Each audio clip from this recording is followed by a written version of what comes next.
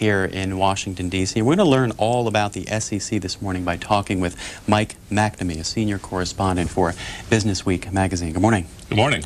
What is the SEC?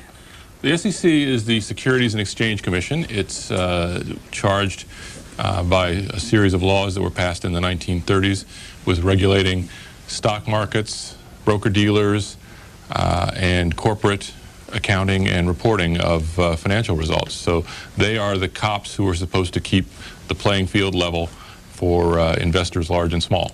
And how have those cops performed in their duties?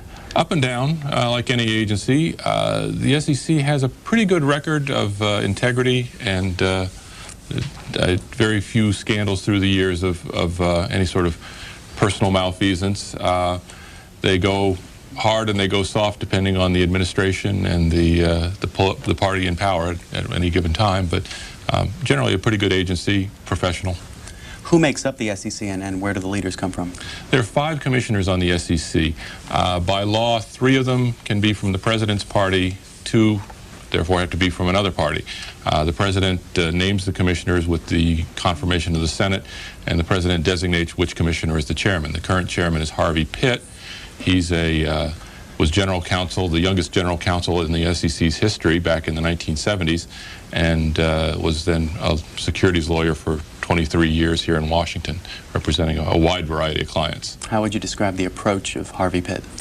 Pitt wants to be less regulatory and less hostile to the corporate constituents of the SEC. That's the accountants, the exchanges, and the companies that report their financial results to the SEC. He doesn't call it deregulation, he calls it re-regulation or smarter regulation.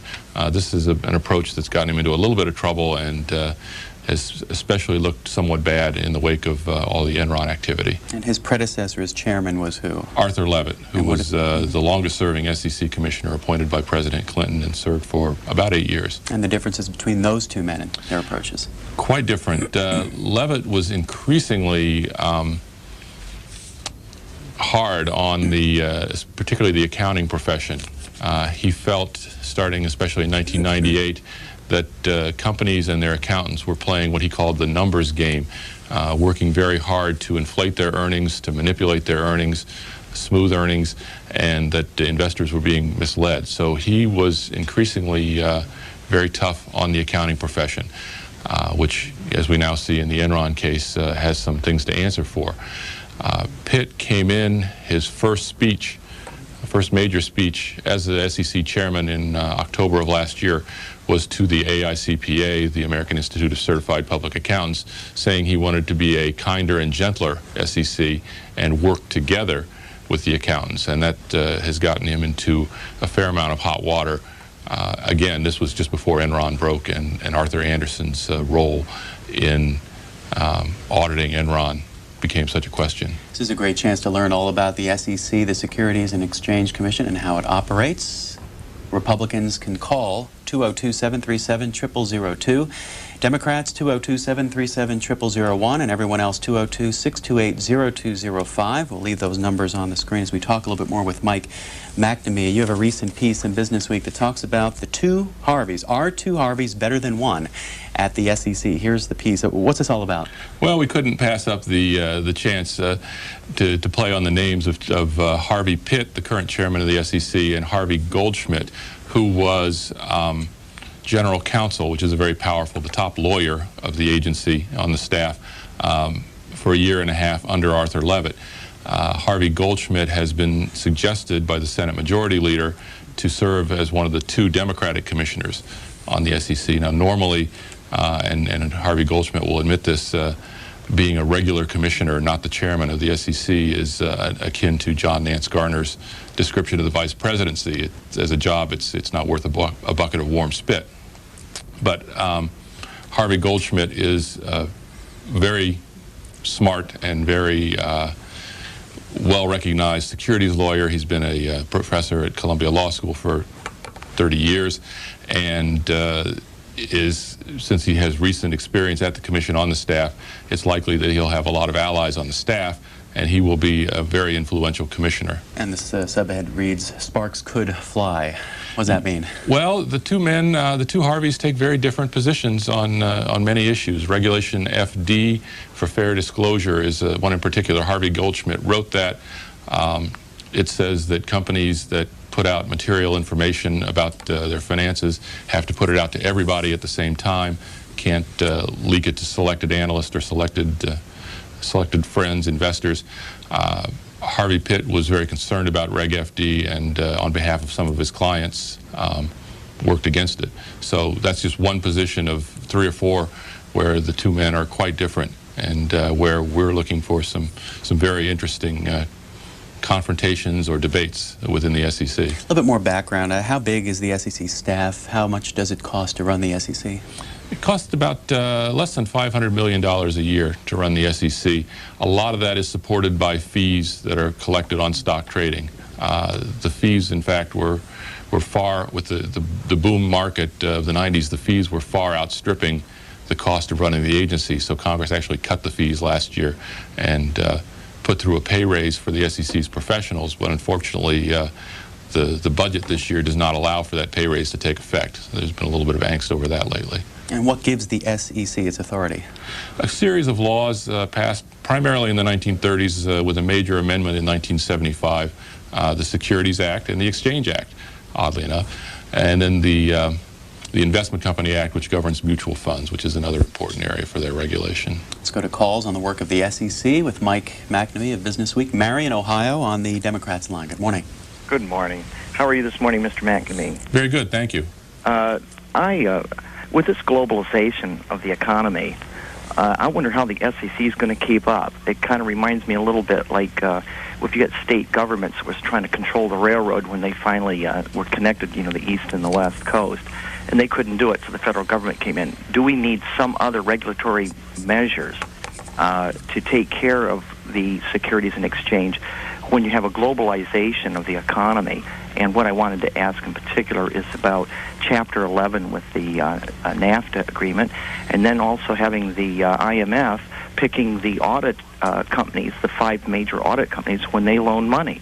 So how do you control something that's becoming a global entity involving other countries and other companies from those countries? Mike McNamee. The SEC has put a lot of effort into the International Organization of All Securities Regulators, the acronym for which escapes me at the moment, but that's basically it, International Association of Securities Regulators, working hard to coordinate. The primary emphasis is on having, strong regulation in every country where major global companies are domiciled, so that you always have a regulator to go to. So if, say, a German company or a British company is engaged in activities that you are suspicious of in your country, you can always go to that home regulator, and that they will have a compatible and comparable set of laws that you can appeal to. Chapter 11 under NAFTA, I'm not sure of the implications, and the IMF, the Big Five are the Big Five. I mean, they are the global accounting firms, and it's hard to get around them if you're a public entity of any size. That's kind of the market for getting your auditing and your work done. To the Republican line, and Goldsboro, South Carolina. Good morning. Morning. How are you? Fine. My question was, how does a company like Enron, what procedure does it go through when it gets waivers for various laws, and did Global Crossing go through those procedures, and are there other companies also who went through those procedures that we could maybe take a look at what's happening with their bookkeeping system? Thanks. The Enron did not get any waivers from the SEC per se. Now, their books were not examined by the SEC for a long period, which the commission will say is due to staff limitations.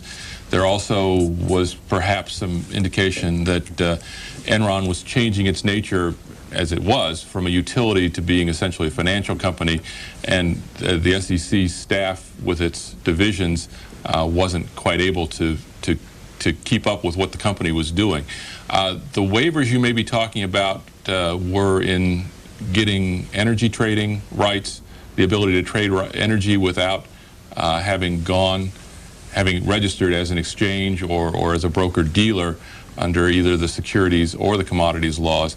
And they won that by lobbying the sister agency, the Commodities Futures Trading Commission, to get that permission, and by lobbying Congress to write some exemptions into the law.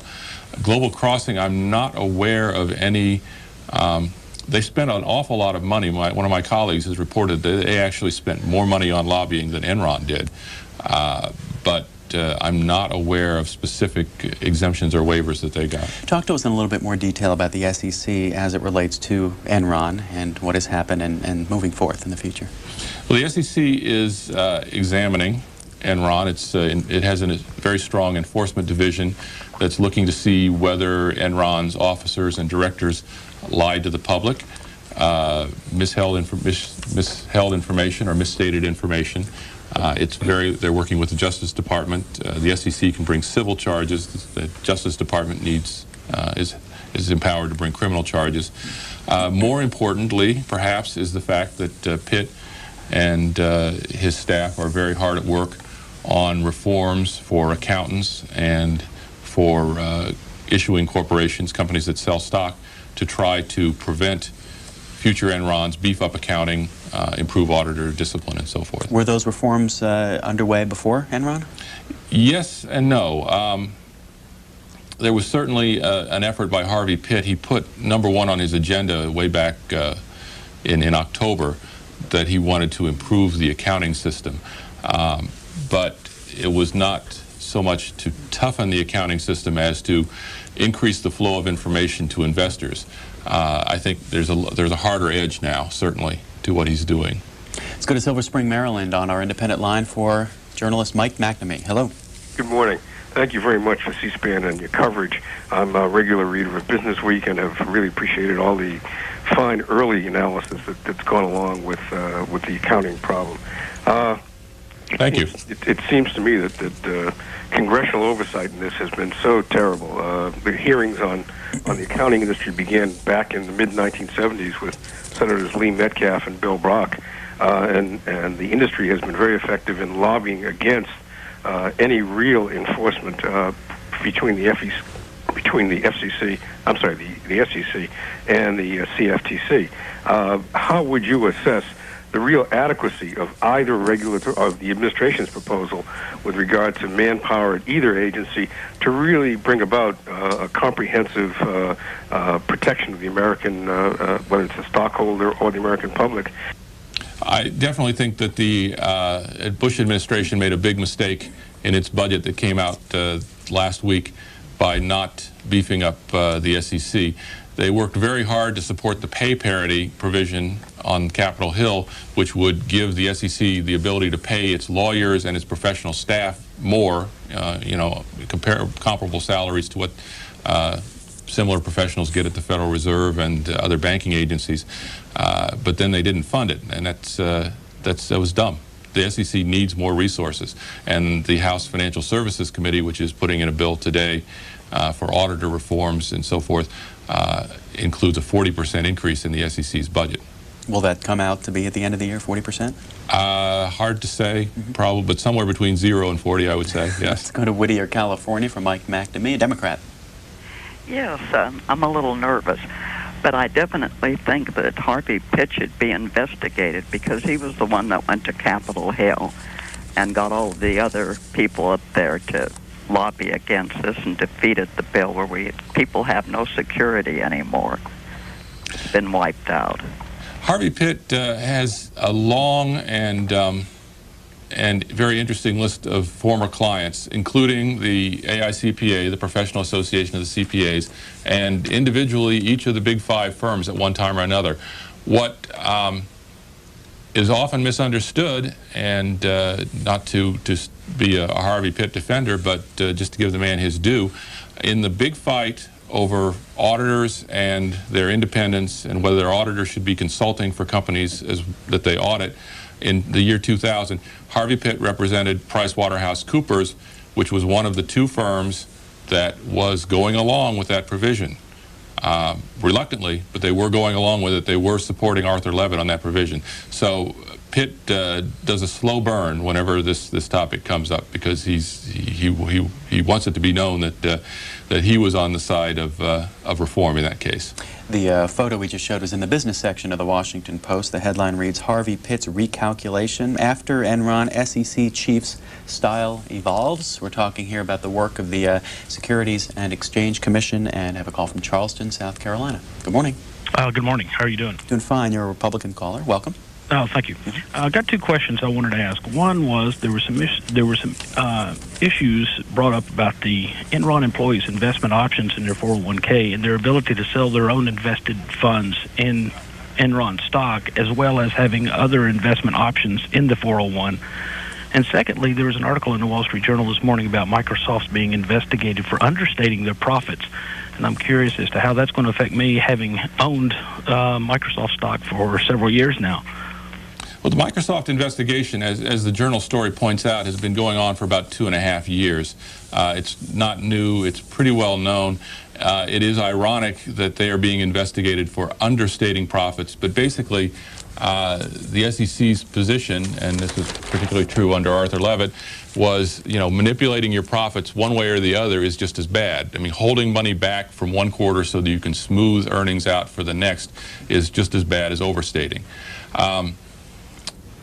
I'm sorry, the other question. You still there, caller? The Enron investment options that the employees had, what options they had in their 401k, as well as being able to sell their own.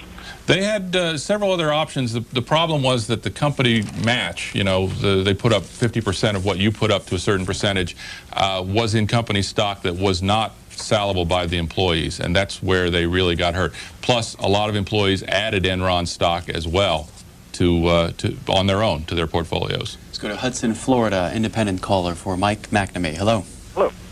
Hey, my question is, immediately following September 11th, of course, the exchanges closed down. But when they reopened under new rules, temporary new rules that allowed huge blocks of stock to be traded, not necessarily under the table, but without going through the exchange. I heard it reported on CNBC. On CNBC. I've only heard it once. I've heard nothing else about it. It was reported at the time. It was pretty well known. At the time, it was a temporary measure that the SEC under Pitt put through to try to smooth the opening, and it did have that effect, and it expired, I believe, after 10 days. Thanks for calling, and Wilmington, Delaware is hanging on. The Democrats line. Good morning. Listen, thanks first of all for C-SPAN. Mr. McNamee, I find you a very articulate gentleman. I enjoyed what you've said so far. I've learned so much. I want you to explain something to me. It has to do with offshore accounts that corporations and very wealthy people use, where they can send their money to the Cayman Islands or wherever, the whole batch of places where they can send their money. Is it nothing but a tax dodge? And if so, how unfair to the public that this exists, and what can we do about it? There are other reasons than taxes to put your money in an offshore account. Security from creditors, security from your spouse or your ex-spouse, often a very common motive for individuals. And what can we do about it? It's a matter of constant reform. We have tax treaties with a lot of countries. We have efforts to share information. There's a big push on by the developed countries in Europe, particularly, to have more information sharing. But it's not going to end anytime soon. We have about 10 minutes left in this segment for those just joining us. We're talking with Mike McNamee, senior correspondent for Business Week. And there's this piece in the USA Today. New SEC rules would force firms to be more open sooner. Talking about the fact that the SEC today is expected to propose more than a dozen rules that take aim at the lack of disclosure that led to Enron's collapse. The rules also would end exceptions that allowed some executive stock sales to go unreported for up to a year. What else are you looking forward to hearing today on this? Well, generally speaking, the SEC under Pitt wants very much to have faster reporting of information. They don't want everything to wait until the quarterly earnings statement comes out and have the big buildup that we see on Wall Street today, to one big number. So we're going to see over a longer period of time a lot of proposals to speed up corporate information, put out a richer flow of information, more of the type of information that management has, and not just boil everything down to that one quarterly earnings number. Let's go to Rye, New Hampshire on the independent line. Hi. Yeah, how are you doing? Fine. I have a couple of points. One in keeping with the last statement of Ms. McNee about reporting. And one is that the various agencies that are part of the chain of events that major interstate commercial corporations deal with don't talk to each other very often. I can recall a situation, I know this firsthand. We had an outfit up here that spent, ultimately it came out to an $18 billion bill for a project that was supposed to take, a nuclear project that was supposed to take 2 or 3 years, 4 years maybe, took 20 years. And we ended up with the highest rates in the nation. Sounds like Seabrook. Yes, Seabrook, yes. Exactly. Along at one point, they were in front of the SEC, telling the SEC how fine and healthy was their economic or fiduciary situation, their financial situation. At the same time, they were pleading before our own Utilities Commission in New Hampshire that they must have an emergency increase because it was so shaky. Now, obviously, these two organizations don't talk to each other, or they would have known that the company, Public Service of New Hampshire, was lying to both of them. Now, that kind of thing, I think, is evident in Enron, too.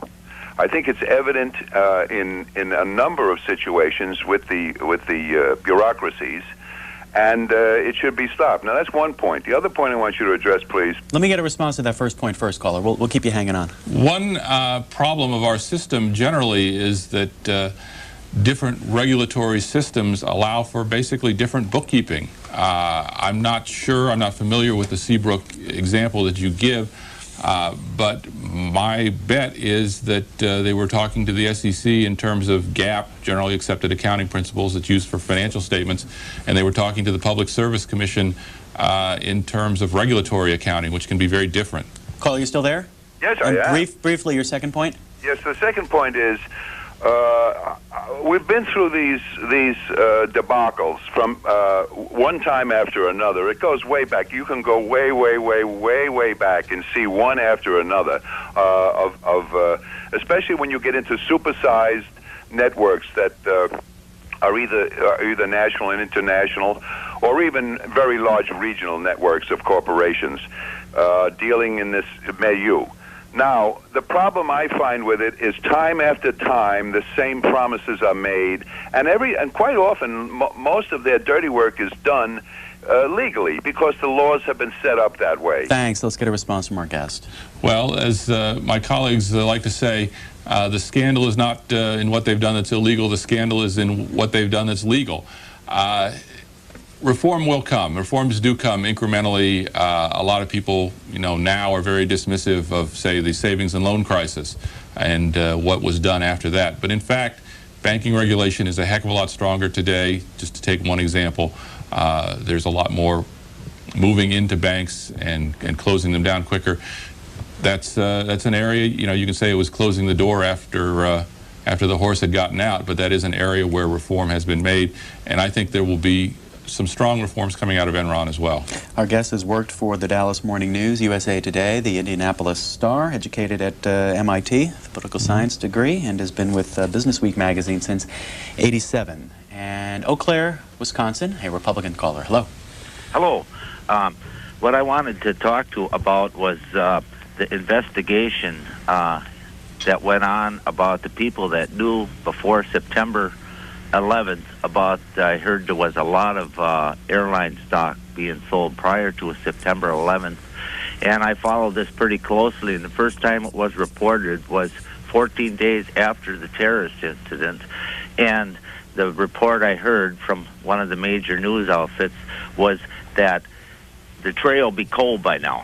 And I want to know if more than the SEC investigated it, and why didn't they call in the FBI if there was any any arrest made? Thanks. Can you help us with that? No, there's been no prosecution or even civil cases brought alleging that at the time there was a lot of talk, a lot of speculation about it.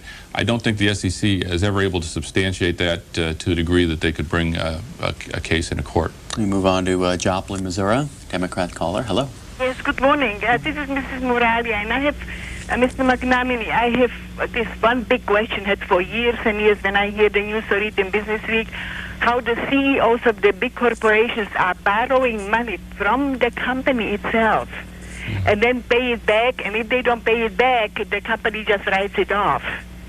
And I know myself that we had insurance with one big health insurance company, and the CEOs have borrowed money, then they couldn't pay it back. And then they started raising our insurance, and we had to cancel it out because it gets to the point that we cannot afford $600 a month with $2,000 deductible. Okay, thanks. Can you speak to that? It is a legal arrangement for companies to loan money to their officers. It should be approved by the board of directors and signed off on, by the chairman of the board and the audit committee. Of course, often the chairman of the board is also an executive of the company. So, and it must be disclosed. It's basically a form of compensation. If there's any sort of interest rate break or, as you say, forgiveness of the loan in the end, it's got to be disclosed, and it's up to shareholders to police those things and look for abuses. Talk to us more about the future of the SEC as a whole. What do you see happening there in the next year, several years? Well, as I said, I do think they are going to get more money. They're going to get some of the higher pay that they need to keep their professionals. They're moving into a spanking new headquarters up on Capitol Hill, which is a bit of a controversial move, but that's another story. And they're going to try to modernize and catch up their financial reporting and accounting systems with the companies that they're trying to keep up with. What about congressional oversight of the SEC? How does that work? There are a variety of committees on the Hill, primarily the Banking Committee in the Senate and now the Financial Services Committee in the House, but also the Energy and Commerce Committee in the House that have SEC oversight, and they are keeping a very close eye on the commission. They want to know, what this kinder, gentler commission is going to be doing in the future. Time for a couple more calls for our guest. Atlanta, Georgia, Independent. Hi. Hi. I watched the hearings yesterday, and I saw Senator Boxer's presentation on the connection between Enron officials and skilling and what they were telling California consumers and California regulators and politicians about the California energy crisis. And the upshot was that maybe the California crisis was somehow artificially created. I'm wondering if Business Week has done any stories on it, or do they plan to do any stories on it? And I'll hang up and await your answer. Thanks. We followed the California energy crisis pretty closely. I don't think we've reported that it was an artificial creation of Enron or any other company. If it was an artificial creation, I think it was an artificial creation of a very poorly executed deregulation plan that basically freed wholesale prices while freezing retail prices. Last call for this segment. Red Hook, New York, on the Republican line. Hi. Hi, good morning. I want to thank you for allowing the callers an extended amount of time to speak and ask their questions on such a complicated issue. It's really important. I lost my farm in 1978 under a Senate law that required all utilities to make long-range plans. And over the years, I followed all of the energy hearings. And I find it absolutely absurd that my leaders did not consider the middle part of the energy process, the transit part of oil and gas, to be a commodity. From top to bottom, it was a commodity. During our deregulation hearings in Albany, it was quite clear that my state was planning on getting a product from out of state. and then they deregulated the utilities to have only the manufacturing part in New York State. As you said, California had sort of an odd deregulation, but I consider it the luckiest thing that happened to America. Thanks. Time for final thought here. You're dragging me into areas that I'm not terrifically familiar with. I do know that there's going to be a hard look at whether the sort of energy trading that Enron was doing should indeed be required to be done on exchanges or by registered broker dealers and not by companies that have no special financial oversight like Enron. Mike McNamee is senior correspondent for Business Week. Thank you for your time this morning. My pleasure. I'm into a little bit of trouble and has especially looked somewhat bad in the wake of all the Enron activity. And his predecessor as chairman was who? Arthur Levitt, who was the longest-serving SEC commissioner appointed by President Clinton and served for about 8 years. And the differences between those two men and their approaches? Quite different. Levitt was increasingly hard on particularly the accounting profession. He felt, starting especially in 1998, that companies and their accountants were playing what he called the numbers game, working very hard to inflate their earnings, to manipulate their earnings, smooth earnings, and that investors were being misled. So he was increasingly very tough on the accounting profession, which, as we now see in the Enron case, has some things to answer for. Pitt came in, his first major speech as the SEC chairman in October of last year was to the AICPA, the American Institute of Certified Public Accountants, saying he wanted to be a kinder and gentler SEC and work together with the accountants. And that has gotten him into a fair amount of hot water. Again, this was just before Enron broke and Arthur Andersen's role in auditing Enron became such a question. This is a great chance to learn all about the SEC, the Securities and Exchange Commission, and how it operates. Republicans can call 202-737-0002. Democrats 202-737-0001, and everyone else 202-628-0205. We'll leave those numbers on the screen as we talk a little bit more with Mike McNamee. You have a recent piece in Business Week that talks about the two Harveys. Are two Harveys better than one at the SEC? Here's the piece. What's this all about? Well, we couldn't pass up the chance to play on the names of Harvey Pitt, the current chairman of the SEC, and Harvey Goldschmidt, who was general counsel, which is a very powerful, the top lawyer of the agency on the staff for a year and a half under Arthur Levitt. Harvey Goldschmidt has been suggested by the Senate Majority Leader to serve as one of the two Democratic commissioners on the SEC. Now, normally, and Harvey Goldschmidt will admit this, being a regular commissioner, not the chairman of the SEC, is akin to John Nance Garner's description of the vice presidency. As a job, it's not worth a bucket of warm spit. But Harvey Goldschmidt is very smart and very well-recognized securities lawyer. He's been a professor at Columbia Law School for 30 years, and since he has recent experience at the commission on the staff, it's likely that he'll have a lot of allies on the staff, and he will be a very influential commissioner. And this subhead reads, "Sparks could fly." What does that mean? Well, the two men, the two Harveys, take very different positions on many issues. Regulation FD. Who makes up the SEC, and where do the leaders come from? There are 5 commissioners on the SEC. By law, 3 of them can be from the president's party, 2 therefore have to be from another party. The president names the commissioners with the confirmation of the Senate, and the president designates which commissioner is the chairman. The current chairman is Harvey Pitt. He's was general counsel, the youngest general counsel in the SEC's history back in the 1970s, and was then a securities lawyer for 23 years here in Washington, representing a wide variety of clients. How would you describe the approach of Harvey Pitt? Pitt wants to be less regulatory and less hostile to the corporate constituents of the SEC. That's the accountants, the exchanges, and the companies that report their financial results to the SEC. He doesn't call it deregulation. He calls it re-regulation or smarter regulation. This is an approach that's got here in Washington, D.C. We're going to learn all about the SEC this morning by talking with Mike McNamee, a senior correspondent for Business Week magazine. Good morning. Good morning. What is the SEC? The SEC is the Securities and Exchange Commission. It's charged by a series of laws that were passed in the 1930s with regulating stock markets, broker-dealers, and corporate accounting and reporting of financial results. So they are the cops who are supposed to keep the playing field level for investors large and small.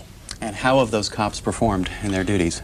Up and down, like any agency. The SEC has a pretty good record of integrity and very few scandals through the years of any sort of personal malfeasance. They go hard and they go soft depending on the administration and the party in power at any given time, but generally a pretty good agency, professional.